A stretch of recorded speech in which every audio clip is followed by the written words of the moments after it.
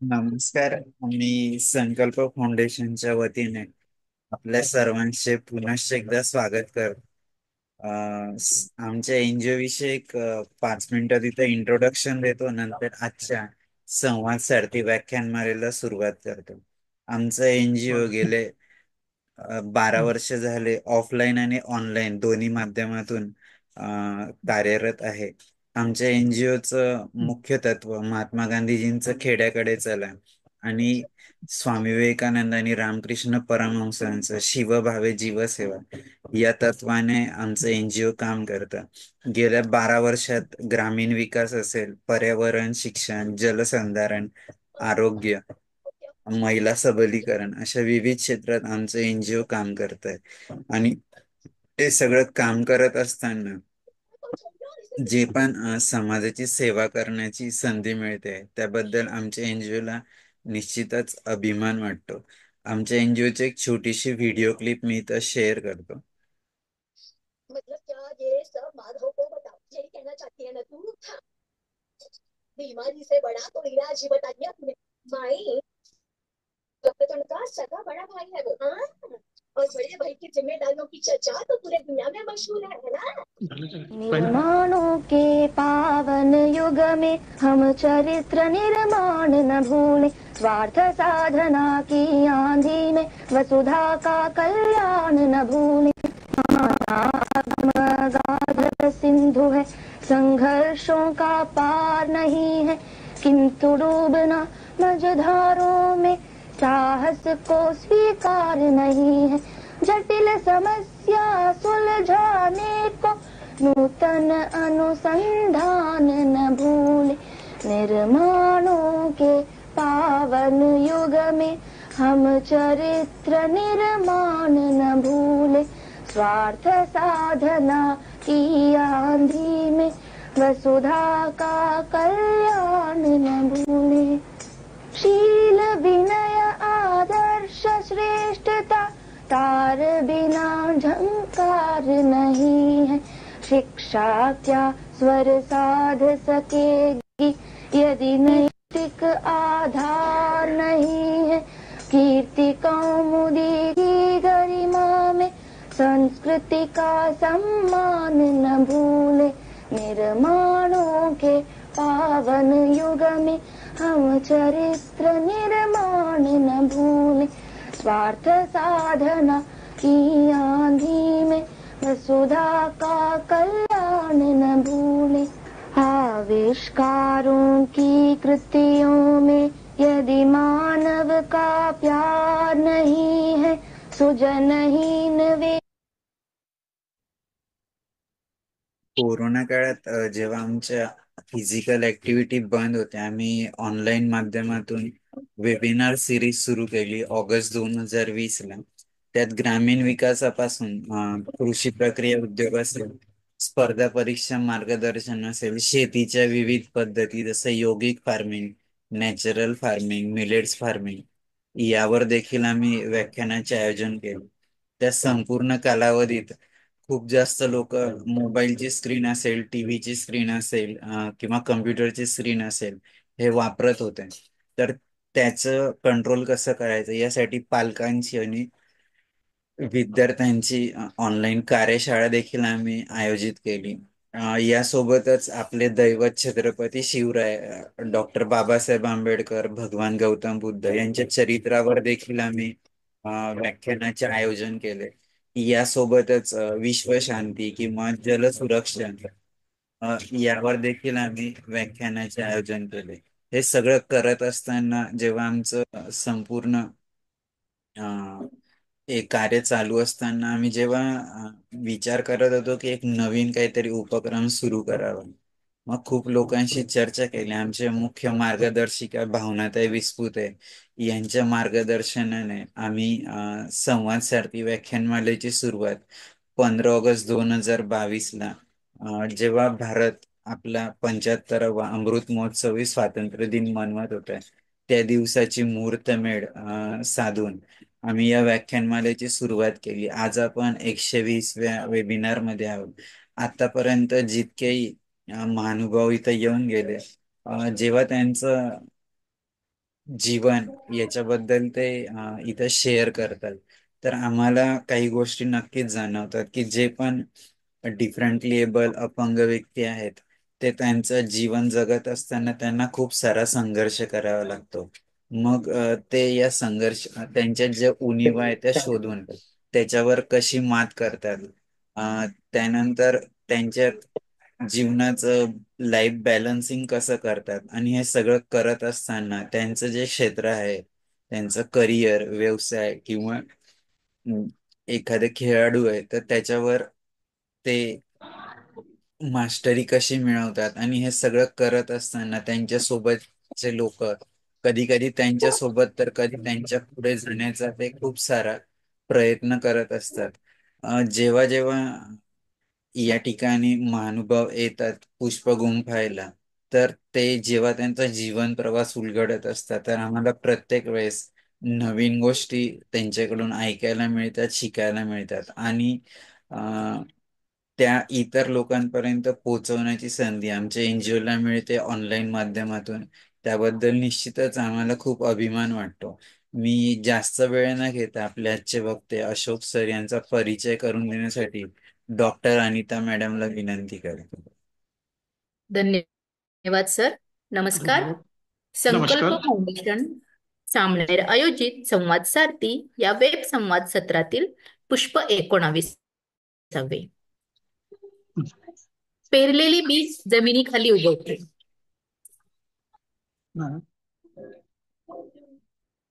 पेरलेले बी जमिनीखाली उगवते.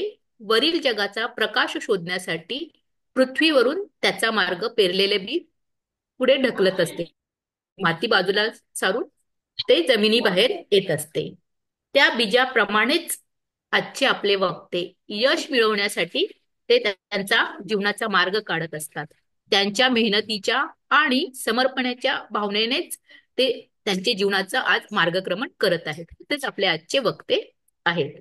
तर संवाद सारथी या वेब संवाद सत्रातील 119वे पुष्प गुंफण्यासाठी आपल्या अपंगत्वावर मात करत व्यावसायिक व सामाजिक क्षेत्रात आपले वेगळे स्थान निर्माण करणारे, स्वाभिमानी आणि अपंगांच्या मदतीसाठी नेहमी तत्पर असणारे नागपूर येथील टी पॉइंट चहा व नाश्ता सेंटरचे संचालक माननीय अशोक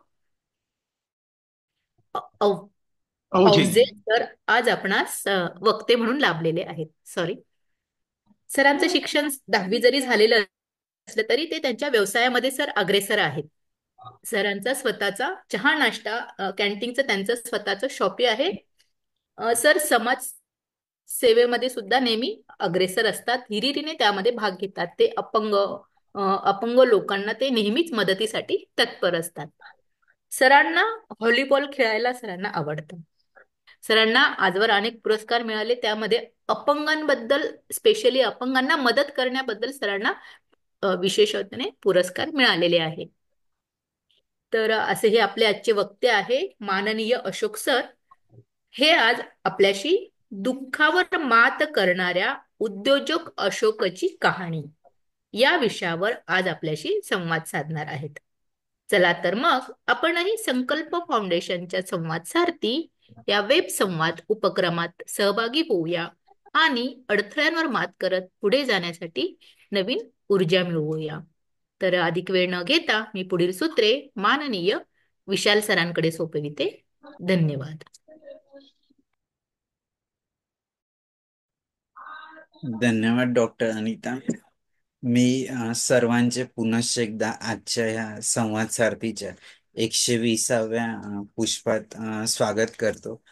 आणि आपले आजचे वक्ते माननीय अशोक अवजे सर यांना विनंती करतो की त्यांनी त्यांचा जीवन प्रवास आमच्यासोबत शेअर करावा.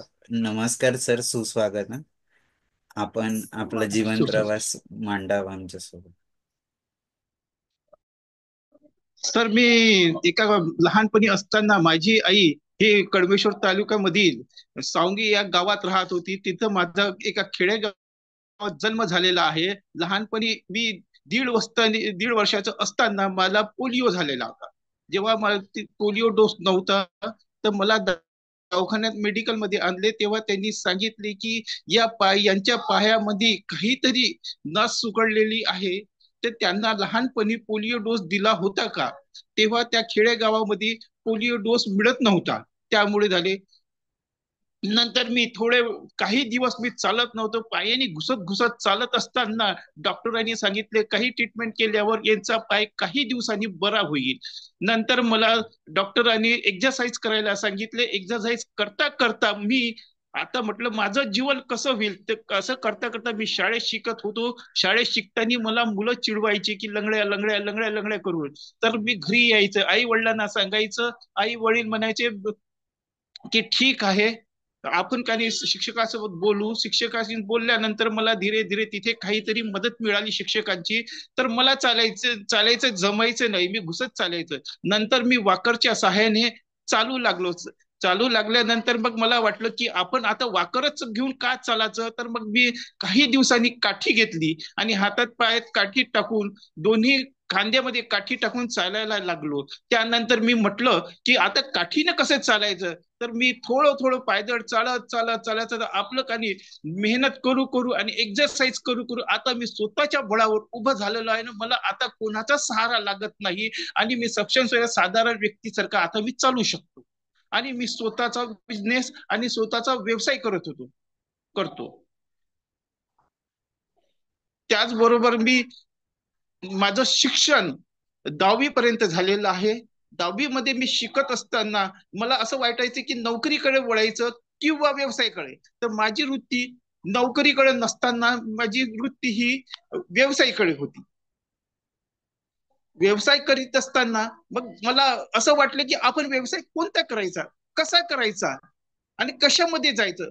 तर तेव्हा मी 10वीत असताना मी जेव्हा 10वी मध्ये ऍडमिशन घेतली तर मला व्यवसायामध्ये उतरायचं होतं. त्याच वेळी 1985 मध्ये ब्लॅक अँड व्हाईट टीव्ही आली होती. त्या टीव्ही मध्ये ब्लॅक अँड व्हाईट, त्या टीव्हीच्या वर अँटिना लागत होता. त्या अँटिनामध्ये चे पार्ट्स, माझे एक मित्र होते त्यांनी प्रोजेक्ट टाकलेला होता की अँटिनाचे पार्टचे क्लेम बनवायचे. तर मी म्हटलं आता अँटिनाचे पार्ट्स, तो म्हणला की माझ्या इकडे शीट मेटलचं काम होतं, तू ये माझ्या इकडे, आपण काही अँटिनाचे पार्ट्स बनवून. मी ते पार्ट्स बनवत बनवत बनवत गेलो आणि त्यांच्या बरोबर मग की पार्टनरशिप करायची. तर त्याच नंतर पार्टनरशिप करायला गेलं, तितक्यात तो उद्योग त्यांचा बंद पडला. मग मी पुन्हा बेरोजगार झालो. बेरोजगार झाल्यानंतर मग काय करायचं. मग मी असं जाता जाता जाता एका हँडिकॅप फील्डशी जोडलो.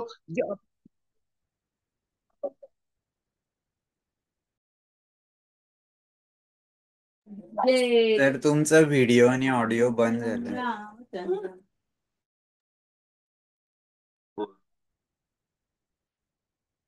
बोलते सर, अपंग असोसिएशनच्या फील्ड सोबत जोडलं आणि मग कधी तिथून अपंग असोसिएशन मधून मला एक स्टडी पीसीओ प्राप्त झाला. स्टडी पीसीओ करताना मी स्टुडिओ पीसीओचा धंदा केला. काही दिवसांनी तो धंदा चांगला चालायला लागला. नंतर तो पीसीओचा धंदा बंद पडला कारण त्याच्या निघालेले होते. मोबाईल निघताना बघ मी मोबाईल निघाल्यानंतर तो व्यवसाय माझा हळूहळू हळूहळू बंद पडला. मग मी तो व्यवसाय सोडला. मग पुढे काय करायचं बा असा प्रश्न आला. त्यावेळेस मग मी काय केलं की माझा एक मित्र पेपर न्यूज एजन्सी चालवित होता. त्याच्यामध्ये लोकमत, नवभारत, तरुण भारत, सर्व प्रकारचे महाराष्ट्रामध्ये निघणारे पेपर. तर मी गेलो, त्यांना म्हटलं की हो मी पाहायला थोडा चालू शकतो, पण पेपरचा धंदा व्यवसाय मला करायचा आहे, कारण पेपर वाटणे येते. तर तो म्हणाला मी तुला जर एजन्सी दिली पण तू अपंग आहे, कसा हा व्यवसाय करशील. तर मी म्हटलं नाही मी करू शकते. मी सायकलनी किंवा गाडीनी किंवा पायदळ वाटेल. नंतर मी तो व्यवसाय सुरू केला. 2001 मध्ये तो व्यवसाय पेपर वाटण्याचा सुरू केला. त्या व्यवसायामध्ये मी चांगल्या प्रॉफिट कमवू लागलो. तरी 25,000 ते 30,000 रुपये मी प्रॉफिट करून माझे लाईन मध्ये मित्र होते, त्यांच्या घरोघरी जाऊन मी त्यांचा परिचय घेऊन मी त्यांना सांगितलं की हा पेपर तुम्ही लावा माझ्यापासून. त्यांनी पेपर लावलेला आहे.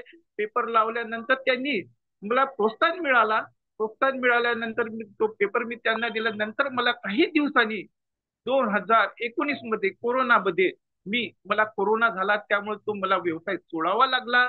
आणि सोडल्यानंतर मी कमीत कमी बेरोजगार म्हणून 2 वर्ष मी घरी राहिलो. 2 वर्ष राहिल्यानंतर मला माझ्या संस्थेचे संस्थेचे सचिव आणि संस्थेचे अध्यक्ष पांडुरंगजी टेकाळे आणि जोशी यांनी मला मदत करून म्हणाले की आपल्या संस्थेच्या अजनीच्या जागेवर चहा कॅन्टीन आणि पी पाईन नाश्ता टाक. त्यांनी मला प्रयत्न करून प्रोत्साहन दिले आणि त्या प्रोत्साहनामध्ये मला कॅन्टीन उभारून दिली आणि तिथे माझा टी पाईन चहा पाणी नाश्ता आज चालू केलेला आहे आणि तिथे चांगल्या प्रकारे मला यश मिळालेलं आहे आणि मी त्याच यशाच्या भरोश्यावर आता मी तिथे व्यवसाय करीत आहे आणि चांगल्या पद्धतीने होत आहे. त्याचबरोबर मला मेट्रो आणि शिवाजी सायन्सचे देशमुख साहेब यांनी फार फार मदत केलेली आहे व्यवसाय करिता.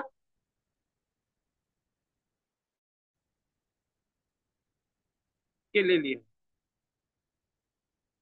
धन्यवाद.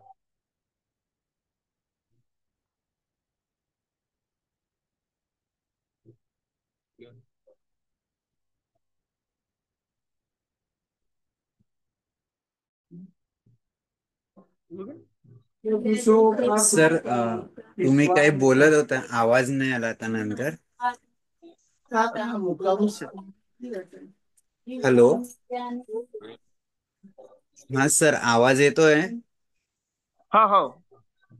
हा, तुम्ही काही बोलत होता का थांबलात? तुम्ही काही बोलत होतात का थांबलात आता?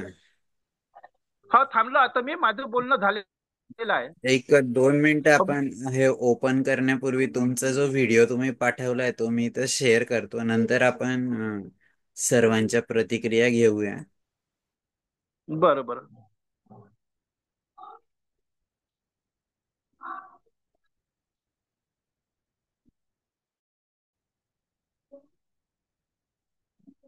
नागपुर के कांग्रेस नगर में हम आपके लिए ले आए हैं नागपुर के वर्ल्ड फेमस तर्री पोहा, और वो भी मात्र 20 रुपये प्लेट में। जी हाँ दोस्तों, नागपुर के कांग्रेस नगर में शिवाजी साइंस के बाजू और मेट्रो स्टेशन के नीचे ये शॉप आपको दे रही है नागपुर के वर्ल्ड फेमस तर्री पोहा, और वो भी मात्र 20 रुपये प्लेट में।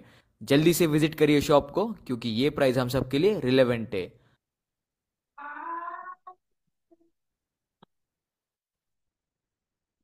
खूपच छान सर. तुम्ही ज्या पद्धतीने व्यवसायात वेगवेगळे टप्पे गाठले आणि आज स्वतःची कॅन्टीन सुरू केली आहे, तर हे सगळं करत असताना जेव्हा तुमचं बालपणाचं तुम्ही सांगितलं 1.5 वर्षाचे असताना पोलिओ डिटेक्ट झाला, तर या सगळ्या संपूर्ण प्रवासात तुमच्या जीवनातला आनंदाचा क्षण कुठला की जो तुम्ही कधीच विसरू शकत नाही? माझ्या जीवनातला आनंदाचा सण म्हणजे मी जेव्हा T point metro railway station पाशी जी मी कॅन्टीन टाकली आहे, तो माझा आनंदाचा सर्वात मोठा दिवस होता. याच्या त्याचपासून अगदी मला विरुद्ध. शिवाजी सायन्सचे हा सर, बोलाय ना, बोला. तर हा सर, तोच बोलाय माझा ना, सर्वात बोला. आनंदीचा दिवस होता. त्याचमध्ये मला अपंग असोसिएशनचे माझे अध्यक्ष रणजित जोशी आणि सचिव पांडुरंगजी टेकाळे यांनी मला फार मदत केलेली आहे त्या व्यवसायाकरिता आणि त्या टी पॉइंट. आणि तसेच माझे शिवाजी सायन्सचे देशमुख सर जे आहे, त्यांनी मला या व्यवसायाकरिता खूप मदत केली आहे आणि त्यांनी सांगितले की आमच्या इकडून आमच्या शिवाजी सायन्स कडून जे मदत मिळेल ते आम्ही, तो अपंग असताना आम्ही तुम्हाला जे मदत लागली ते मदत आम्ही करायला तयार आहोत, पण तू चांगला व्यवसाय कर आणि याच्यामध्ये थोडस काही जे बी प्रॉफिट होईल हे तुझ्यासाठी होईल, आम्हाला त्याच्यातलं कोणतंच नको, अशा पद्धतीने मला प्रोत्साहन देऊन त्यांनी सहयोग केलेला आहे.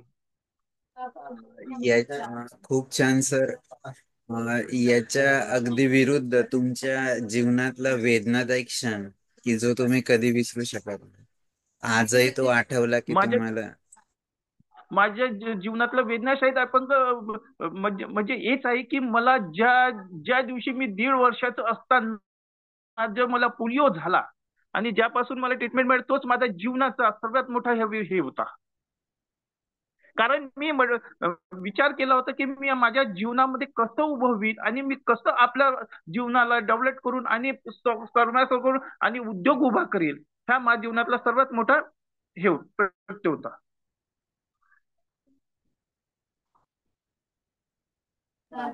सर, जसं तुम्ही सांगितलं की त्याचबरोबर तुम्ही. हा हा, बोला ना सर.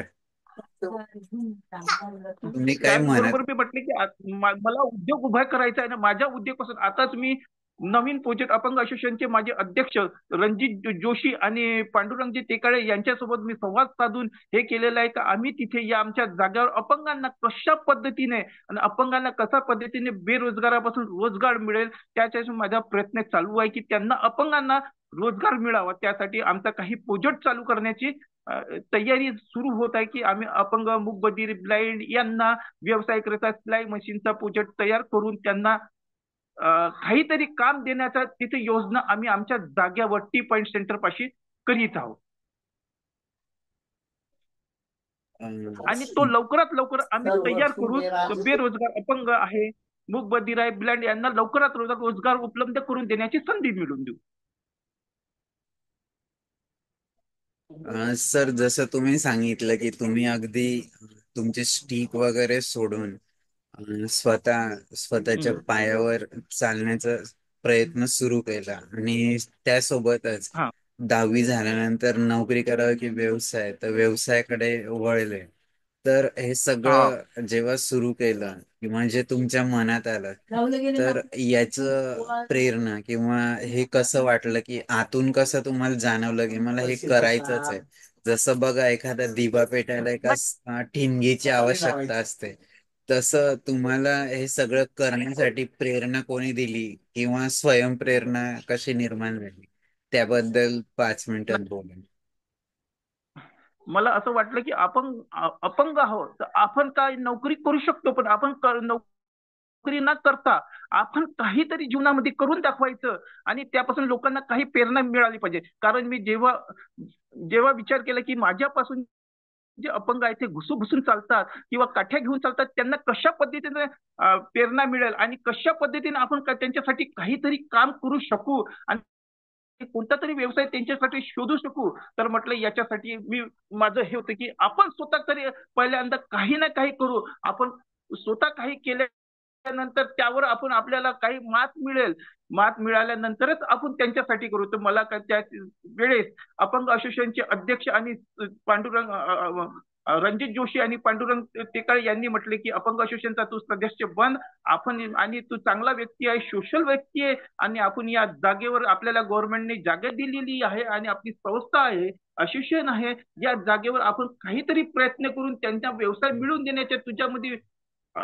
कॅपॅसिटी आहे आणि काहीतरी करण्याची तुझ्यामध्ये उत्सुकता आहे. त्यापासून त्यांना काहीतरी उद्योग मिळेल, काहीतरी व्यवसाय मिळेल आणि बेरोजगार पासून ते रोजगार मिळेल, काहीतरी आपल्या स्वतःच्या पायावर उभे राहू शकेल अशी मला त्यांनी संधी मिळवून सांगितली. त्यावेळी मी म्हटलं की ठीक आहे, आपण त्यांच्यासाठी काही नाही काही प्रयत्न करू. त्यासाठी मी अपंग जिल्हा अपंगाच्या ज्या संस्था आहे, अपंग जिल्हा परिषद समाज कल्याणच्या ज्या काही संस्था आहे किंवा ज्या प्रायव्हेट संस्था आहेत त्यांच्याशी मी संपर्क साधून, त्यांच्या संस्थेशी संपर्क साधून, त्या अनुदानित संस्थेशी संपर्क साधून त्यांचे मुलं आणि मुली किंवा बेरोजगार मतिमंद मुलं मुली मूकबधीर आहे यांच्याशी संपर्क साधून आम्ही त्यांना त्यांचे बायोडाटा मागितलेले आहे. बायोडाटा मागितल्यानंतर त्यांना म्हटलं की तुम्हाला जे काम येत असेल ते काम तुम्हाला घेऊन आम्हाला तुम्ही आमच्याकडे बायोडाटा पाठवा आणि तुम्ही आमच्या संस्थेशी जुळा. आम्ही तुम्हाला प्रयत्न करू की बेरोजगार पासून तुम्हाला कशा पद्धतीने रोजगार उपलब्ध करून देता येईल याची संधी आम्ही निवडून तुम्हाला जे काही काम येईल ते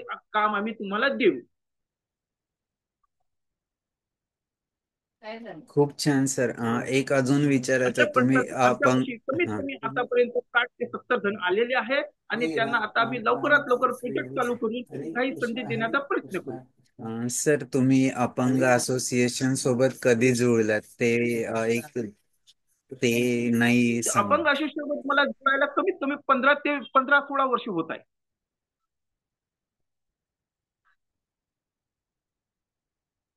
खूप छान सर. मी आता भावनाताईंना विनंती करतो की त्यांनी अनम्यूट करून बोलावं.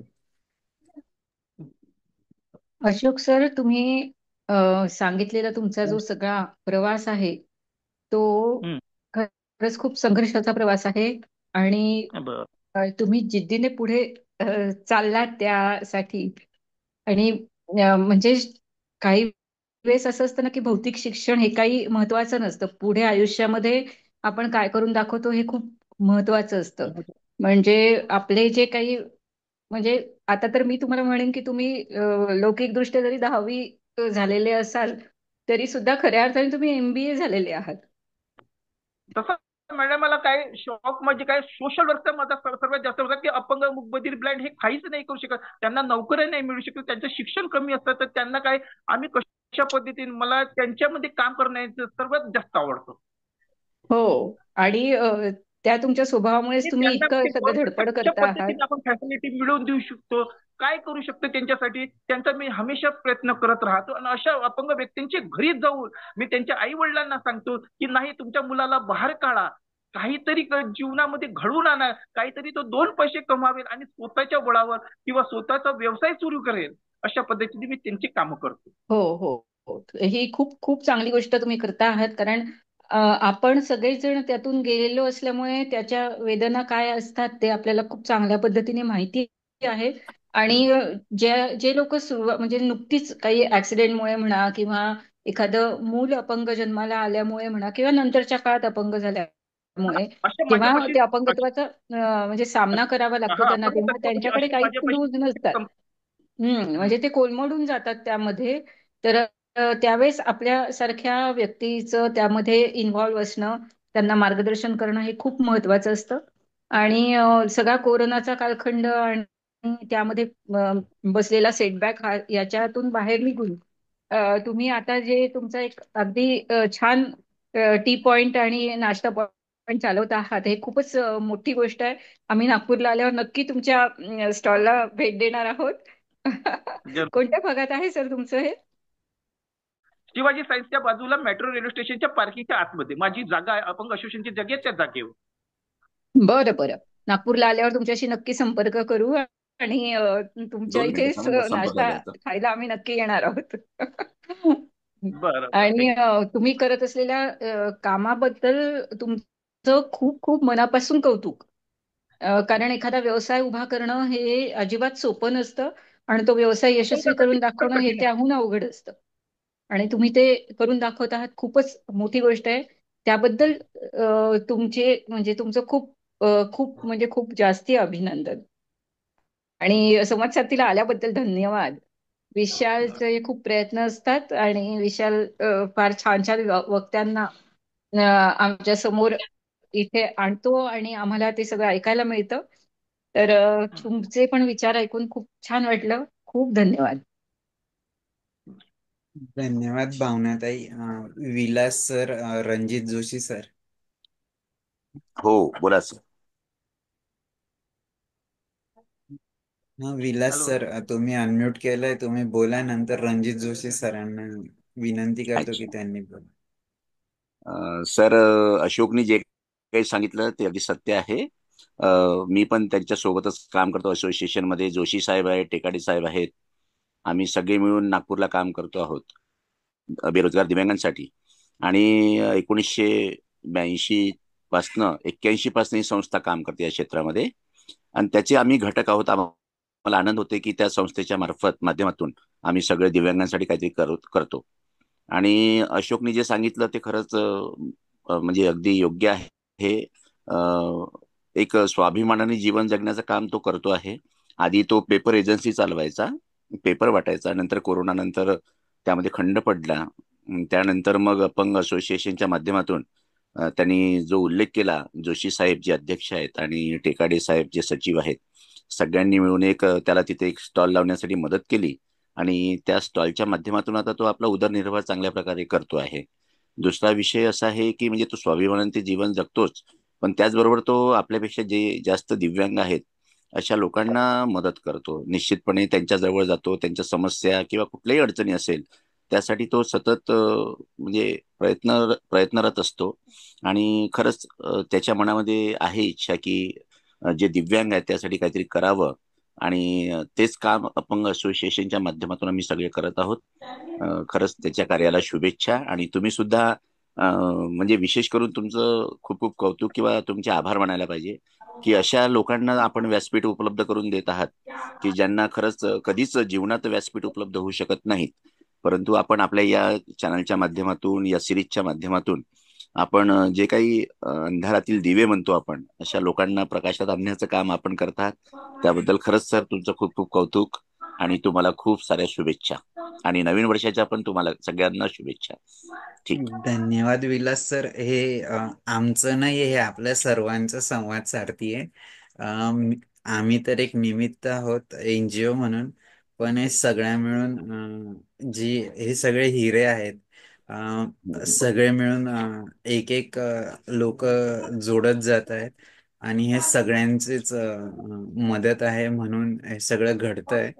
तर निश्चितच सर, जे पण इथं वक्ते येतात त्यांच्याकडून खूप चांगलं प्रत्येक वेळेस शिकायला मिळतं, ऐकायला मिळतं. आणि जसं म्हणतात ना की तो सारथी प्रत्येकात दडलेला आहे आणि तो जोपर्यंत संवादात येत नाही, असं म्हटलं जातं की संवाद हा खुद से खुदा तक होना चाहिए.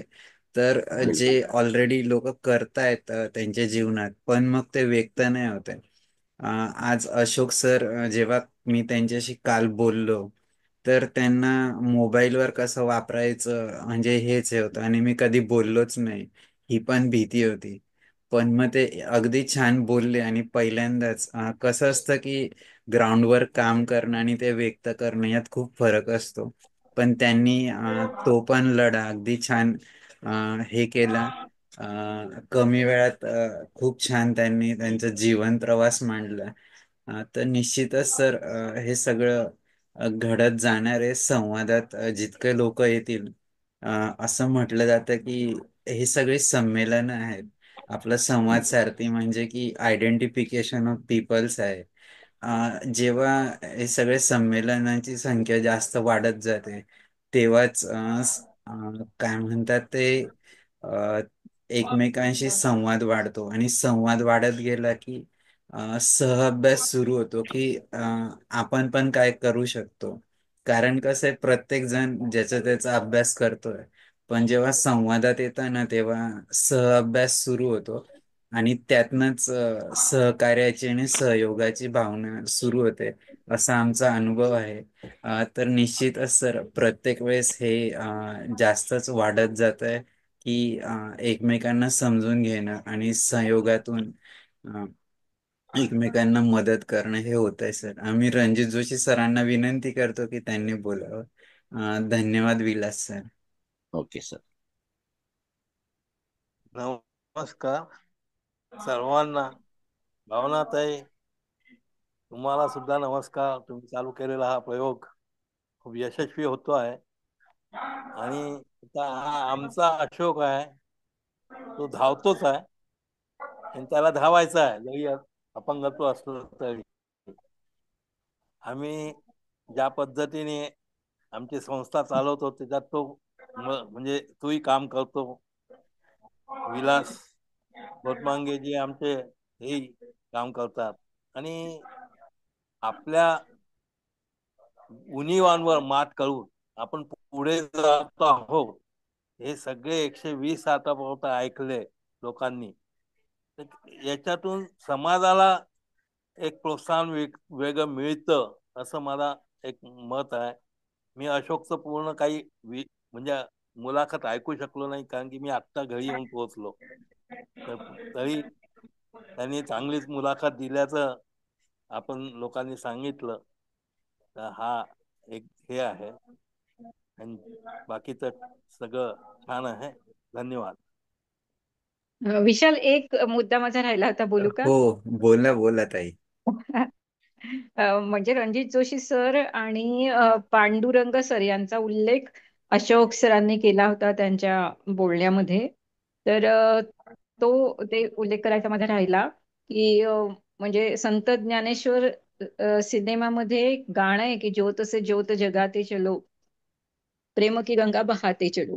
तर मला असं एकदम मनात आलं की ह्या दोघांनी अशोक सरांच्या पडत्या काळात किंवा अवघड काळामध्ये त्यांना मदत केली, काय हवी ती मदत केली आणि त्यांचा व्यवसाय उभा करून दिला. आणि आता अशोक सर सुद्धा तीच ज्योत पुढे जागवत आहेत आणि पुढच्या अडचणीत असलेल्या लोकांना मदत करतायत. म्हणजे ही जी एक सद्भावना असते ना, ही किती संपर्क, म्हणजे आपण म्हणतो ना की कॉन्टॅजियस अशा पद्धतीची असते. की एकाने दुसऱ्याला मदत केली की दुसऱ्याच्याही मनामध्ये तो भाव जागतो की आपणही दुसऱ्याला मदत केली पाहिजे. तर हे मला खूप छान वाटलं. म्हणजे त्यासाठी रणजित जोशी सर, तुम्हाला सॅल्यूट हा. म्हणजे तुमचे बाकीच्या अनेक गोष्टी मला माहिती आहेत. तुमचं स्पोर्ट्स, तुमच्या रांगोळ्या, हा तुमचा जो पैलू आहे हा सुद्धा मला माहिती आहे, पण तो वेळोवेळी वेगवेगळ्या वक्त्यांच्या बोलण्यातून येतो आहे. तर तुमचं सुद्धा त्या अशोक सरांबरोबरच खूप खूप अभिनंदन. थँक्यू, धन्यवाद. धन्यवाद भावनाताई. भानसे सर,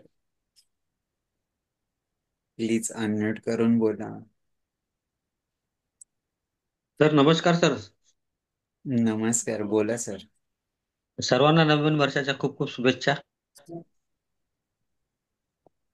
आणि मला सरांना थोडं एकच विचारायचं होतं, ते त्यांचं जे फाउंडेशन म्हणा किंवा त्यांचे सर्व सहकारी ते घरोघरी जाऊन दिव्यांगांना, म्हणजे जे घरी असलेले दिव्यांग आहेत त्यांना बाहेर कसं काढायचं आणि बाहेरच्या रोजगार म्हणा, बाहेरच्या जगात काय सुरू आहे ते करतात समजा. तर त्यांना त्यांचे याबाबत काही अनुभव असेल तर ते शेअर करा म्हणा.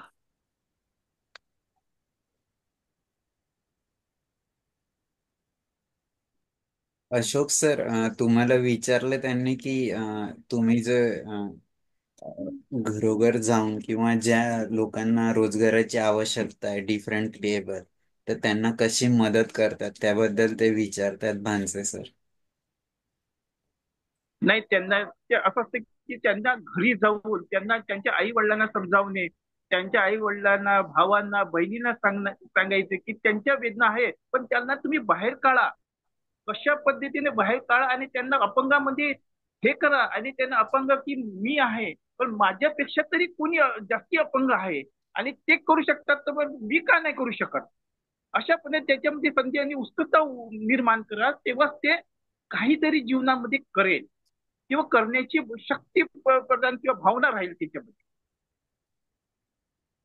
सर याच्यामध्ये तुमचे अनुभव सांगा सर. तुमचे अनुभव तुम्हाला अनुभव कसे मिळतात, त्यांच्याकडून सकारात्मक रिप्लाय मिळते का काय, कसे ते सांगा थोडं.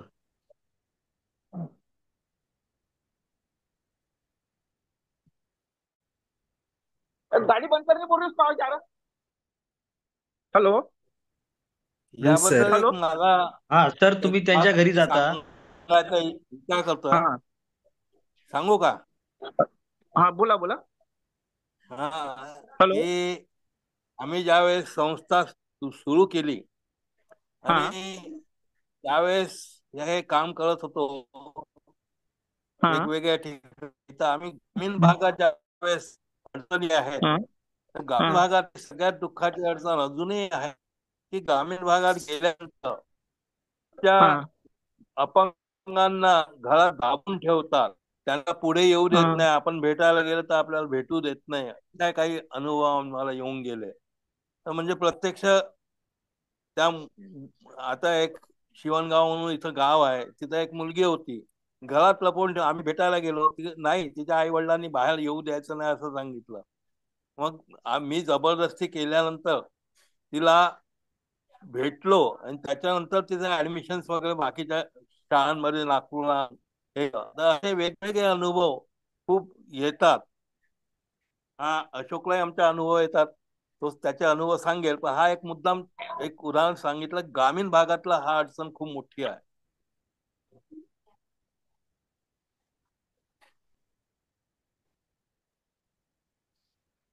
बोला अशोक. अशोक सर, बोला ना, तुम्ही तुमचा अनुभव शेअर करा. तुम्ही जेव्हा नाही, ग्रामीण रोजगार. भागामध्ये काय असतं, त्यांचे आई वडील अशिक्षित असल्यामुळे त्यांना आमच्या मुलाचं कसं होईल, आमचा मुलगा काहीच करू नाही शकणार, काहीच करण्यालायक नाही असतात. तेव्हा आम्ही ग्रामीण भागामध्ये जातो, त्यांच्या आई वडिलांना सांगतो की नाही, तुमच्या मुलामध्ये काहीतरी करण्याची शक्ती निर्माण करा किंवा त्याला उत्साह करा. उत्साह केल्यानंतर तो काही करेल किंवा आमच्या इकडे पाठवा, आमच्या संस्थेशी जुळा किंवा आमच्या लोकांमध्ये त्यांना मिळवा आणि त्यांना आम्ही समजावून सांगू की नाही, तुला काय कायच्यामध्ये यश आहे, काय काय करू शकतो तू, कशामध्ये तुला इंटरेस्ट आहे, काय करण्याची तुझी मान्य म्हणजे प्रोक्ती आहे, त्यावर आम्ही त्यांना विचारतो, तेव्हा तो सांगतो नाही माझ्यापाशी पैशाची अडचण आहे, किंवा तो सांगतो माझ्या घरची परिस्थिती खराब आहे. त्यावेळेस आम्ही म्हणतो त्यांना की जी आमच्याकडून मदत होईल ते आम्ही तुम्हाला मदत करू, पण तू जीवनामध्ये आलेला आहे तर काही ना काहीतरी कर. आणि तुझ्यापाशी जे बी तुझ्या म्हणजे मनात असेल करण्याची शक्ती ती आम्हाला दाखव. आम्ही त्यापासून काही नाही काही करण्याचे तुझ्यासाठी प्रयत्न करू. आणि ते प्रयत्न करताच करता आम्ही त्यांना यश मिळवून देण्याचे काम करतो. खूप छान सर. पुढील वाटचाल खूप खूप शुभेच्छा सर. धन्यवाद बांसे सर. थँक्यू. तेजस्वी मॅम, सारिका मॅडम.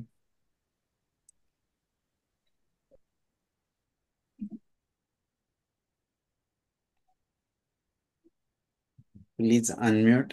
तेजस्वी मॅडम, सारिका मॅडम, तुम्ही दोन्ही बोलायचे. हा बोला सारिका मॅडम. धन्यवाद सर. नमस्कार अशोक सर. नमस्कार. खूप छान सर तुमचा जीवन प्रवास. सगळं ऐकून असं जाणवलं की खरंच काही मोठं करायचं असेल, मोठं कार्य करायचं असेल तर त्याच्यासाठी पुस्तकी ज्ञानाची किंवा कुठल्याही डिग्रीची काही गरज नसते. खूप खूप छान सर. आणि तुम्हाला पुढील वाटचालीसाठी खूप खूप शुभेच्छा. थँक्यू.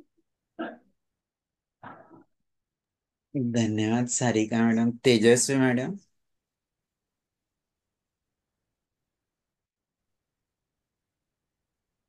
बहुतेक ते अनम्यूट नाही करत. खरो हा बोला तेजस्वी मॅडम. सर सरांचं मी ऐकलं आता. तर आतापर्यंत मी सगळे शिक्षण घेतलेल्याच इंटरव्ह्यू ऐकलेल्या, पण सरांचं शिक्षण न घेता पण त्यांनी खूप प्रगती केलेली आहे आणि हार्डवर्क करून त्यांनी त्यांचं स्वतःचं अस्तित्व निर्माण केलेलं आहे. त्यांना आणि त्यांचं कार्य पण खूप छान आहे. त्यासाठी त्यांना पुढील आयुष्यासाठी खूप खूप शुभेच्छा. आणि अशीच त्यांची प्रगती होत राहो हेच ईश्वरचरणी प्रार्थना. धन्यवाद तेजस्वी मॅडम. अशोक सर, खूपच छान तुमचा प्रवास, की तुम्ही ज्या मेहनतीनं अगदी हा. एक एक कडी गुंफत गेलात आणि आज तुमच्या जीवन प्रवासाच्या टप्प्यावर एक उद्योजक म्हणून कार्यरत आहात. तर निश्चितच यातनं सगळ्यांनाच जे सबल आहे किंवा जे पण अपंग आहे त्या सगळ्यांनाच यातनं प्रेरणा मिळेल. तुम्ही जो महत्वाचा वेळ तुमचा आमच्या या व्याख्यानासाठी दिला, आमच्या संपूर्ण संकल्प फाउंडेशन परिवाराकडून तुमचे खूप ऋण व्यक्त करतो. आपण पुढेही संपर्कात आणि संवादात राहूया. सर, जाता जाता एक छोटासा संदेश सर्वांना द्यावा, नंतर आपण प्रार्थनेने आजच्या ह्या सत्संगाची सांगता करूया. एक छोटासा संदेश सर्वांसाठी, की जीवन कसं जगलं पाहिजे आणि तुम्ही ज्या पद्धतीने जगताय तर तसं करण्यासाठी काय केलं पाहिजे. एक छोटासा संदेश.